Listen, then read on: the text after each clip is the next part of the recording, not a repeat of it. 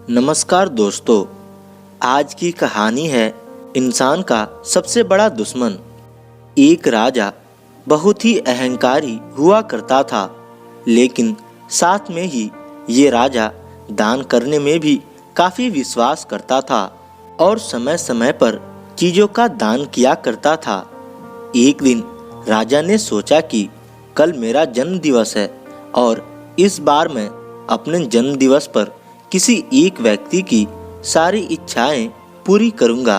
राजा के जन्म दिवस पर राजमहल में बेहद ही भव्य कार्यक्रम का आयोजन किया गया। इस कार्यक्रम में शामिल होने के लिए राज्य की पूरी प्रजा को न्योता दिया गया। राजा की पूरी प्रजा ने एक साथ राजमहल में आकर राजा को बधाई दी।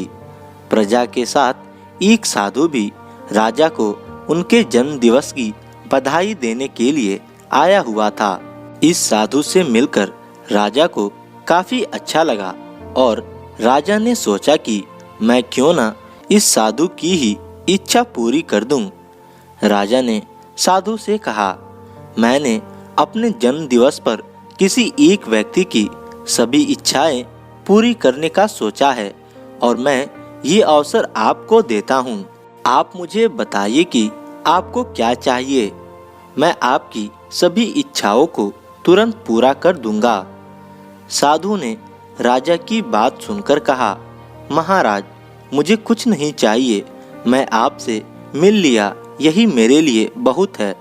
लेकिन राजा ने साधु की बात नहीं मानी और साधु को कहा, ठीक है, मैं आपको एक गांव दे देता हूँ, आप इस गांव पर राज करो। साधु ने राजा से कहा, महाराज गांव पर वहां पर रहने वाले लोगों का हक है, न कि आपका, इसलिए मैं आपसे गांव नहीं ले सकता हूं। राजा विचार में पड़ गया कि मैं अब साधु को क्या दूं। राजा ने काफी विचार करने के बाद साधु से कहा, आप ये महल ले लीजिए। साधु ने कहा, महाराज इस महल पर आपकी प्रजा का हक है और ये महल प्रजा की संपत्ति है। इसके बाद राजा ने साधु से कहा, आप मुझे अपना सेवक बना लीजिए, मैं दिन रात आपकी सेवा करूंगा।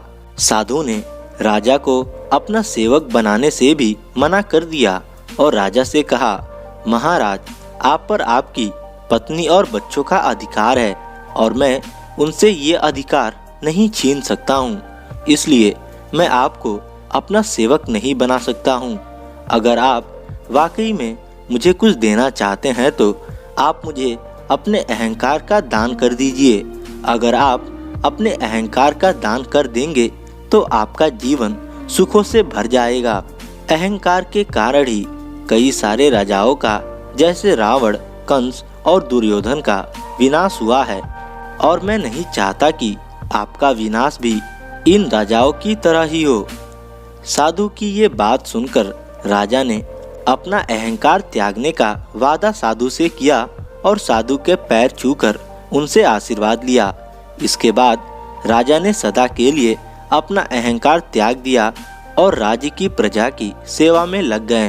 तो दोस्तों, इस कहानी से हमें यह सीख मिलती है कि इंसान को अपने जीवन से अहंकार त्याग देना चाहिए, क्योंकि अहंकार ही इंसान का सबसे बड़ा दुश्मन होता है और उसके विनाश का कारण बनता है। धन्यवाद।